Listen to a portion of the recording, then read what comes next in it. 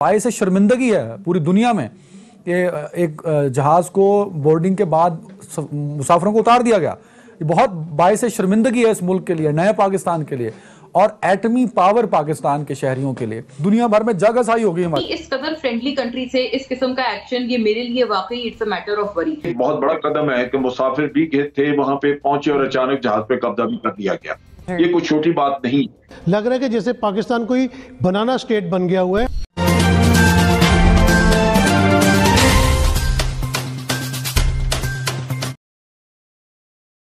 दुनिया में कहीं जाएंगे तो पाकिस्तान एटमी मुल्क है, इस बात से हम पहचाने जाएंगे। आपको और मुझे अच्छे अच्छे ख्वाब दिखाए जाते थे कि हमारे पासपोर्ट की इज्जत होगी, हमारी इज्जत होगी, नया पाकिस्तान बनेगा, पुराने पाकिस्तान की हर रीत को, हर रिवायत को बदल दिया जाएगा। लेकिन आज जब मैं आपसे बात कर रहा हूं तो पाकिस्तान का एक तैयारा जो PIA का तैयारा है, जो मलेशिया से आ रहा था पाकिस्तान, वो इसलिए रोक दिया गया और वो रोका भी ऐसे गया कि जहाज में बोर्डिंग हो गई, तमाम पाकिस्तानी उसमें बैठ गए और उसके बाद उनको जहाज से उठाकर बाहर निकाल दिया गया कि जहाज की जो लीज की रकम है वो अदा नहीं की गई। आज जो इंसिडेंट हुआ जो कि बाइस शर्मिंदगी है पूरी दुनिया में कि एक जहाज को बोर्डिंग के बाद मुसाफिरों को उतार दिया गया, ये बहुत बाइस शर्मिंदगी है इस मुल्क के लिए, नए पाकिस्तान के लिए और एटमी पावर पाकिस्तान के शहरियों के लिए। तो शहबाज गिल साहब कहते हैं कि ये तैयारा जो रोका गया इसमें भी पिछली हुकूमतों का कसूर है, क्योंकि ये तैयारा पिछली हुकूमतों ने लीज पे लिया था। मतलब ये हुकूमत और इस हुकूमत के लोग किसी चीज को ओन करने पे तैयार नहीं है। जरा इस शर्मिंदगी पे बात करेंगे। PIA से मुसाफिरों को उतार दिया गया और आप और मैं होते तो हमारे लिए बड़ी शर्मिंदगी की बायस होना था और अभी भी शर्मिंदगी की बात है। दुनिया भर में जगहसाई हो गई हमारी। सर अभी भी आप उसी बात पर मुस्तर हैं, लेकिन शर्मिंदगी किसे होती है? शर्मिंदगी उस शख्स को होती है जिसके जहन में, जिसके ख्याल में, जिसके तसव्वुर में कोई एक पैमाना हो ख़ास कि मैं इस हद तक ये काम करूँगा और ना कर सकूँ तो मेरे लिए ये बाइस ज़हमत या बाइस शर्मिंदगी होगा।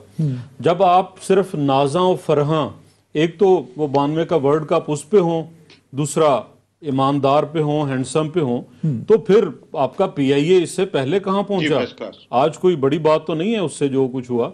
आज भी कुछ ऐसा ही हुआ जिसके नतीजे में मलेशिया में PIA के तैयारे को कब्जे में ले लिया गया और मुसाफिर अलग ख्वार हुए, अमला फंसा रहा और सबसे बढ़कर ये कि एक बार फिर पाकिस्तान की जगहसाई हुई। बोइंग 777 तैयारा मलेशिया में एयरपोर्ट पर मकामी हुकाम ने कब्जे में लिया। अब इत्तलात के मुताबिक बोइंग तैयारा जो है वो लीज कंपनी को अदायगी ना होने का बायस रोका गया, लेकिन तैयारे के काबिल जो अदा उसकी रकम है उसकी मालियत मुबैना तौर पर $14 मिलियन बताई जा रही है और इस ज़िम्न में लंदन की अदालत में मामला सालसी के मराहिल में है। ताहम ऐसे में मकामी हुकूमत की जानिब से ये पेशरफ सामने आई और इस तैयारे को पकड़ लिया गया, कब्जे में ले लिया गया। नासिर चुगताई साहब, आपसे सबसे पहले आगाज करें, बताइएगा ज़िम्मेदारान के खिलाफ कार्रवाई बनती है? अब ये जो वाक़या हुआ है इसको मैं और आप जिस नज़र से देख रहे हैं उस नज़र से हुकूमतें आलीशान नहीं देख रही। उनके जो एक खुसूसी हैं, उनका एक लंबा चौड़ा ट्वीट आया है कि तो कुछ भी नहीं है, फजूल बदनाम कर रहे हैं हमको। कोई ताल्लुक़ नहीं था मलेशिया कोर्ट का कि इस जहाज़ पे कब्ज़ा करता, कोई ताल्लुक़ नहीं था मलेशिया का इस पूरी सूरत हाल से। ये तो कंपनी है, उसके दरमियान है। हम तो ख़र्चा कम कर रहे थे, कोरोना की वजह से जहाज़ खड़े हुए थे, तमाम कंपनियाँ रेट्स पे बात कर रही हैं, हम भी रेट्स पे बात कर रहे थे, तो क्यों जहाज़ पकड़ लिया हमारा? इस बेचारे को नहीं पता कि इंटरनेशनल लॉ क्या है। कराची पोर्ट पर खड़ा हुआ कोई भी जहाज़ सी पोर्ट पर या एयरपोर्ट पर पाकिस्तान की कोई भी अदालत कब्जे में ले सकती है। इंटरनेशनल लॉ यही कहता है। आपने पैसे नहीं दिए, लीज़ के पैसे नहीं दिए, पट्टे के पैसे नहीं दिए, तो आप पकड़े गए और पकड़ने के बाद आप कह रहे हैं कि इसके खिलाफ इल्ज़ाम तलाशी कर रही है। दूसरा मैं ये कहना चाहता है PIA हमारे लिए, अब मैं ये तो नहीं कहूँगा कलंक का टीका बन रही है, लेकिन टीका तो बन गई।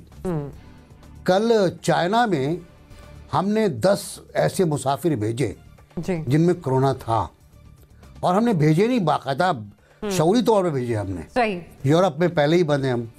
तो है प्यारे लोगों, किस किस को जिम्मेदार करार दोगे? जिम्मेदार तो वही है जो टॉप पे बैठा हुआ है। आज मुझे कहना पड़ेगा कि जिम्मेदार वही है जो कप्तान है। ये बहुत बड़ा कदम है कि मुसाफिर भी थे वहां पे पहुंचे और अचानक जहाज पे कब्जा भी कर लिया गया। ये कोई छोटी बात नहीं। तो लाजमी बात है कि इसकी कानूनी पहलू जो है वो भी देखने होंगे कि जब एक रिकॉग्नाइज किस्म की सालिसी आपकी चल रही थी तो फिर जहाज पे क्यों कब्जा किया गया।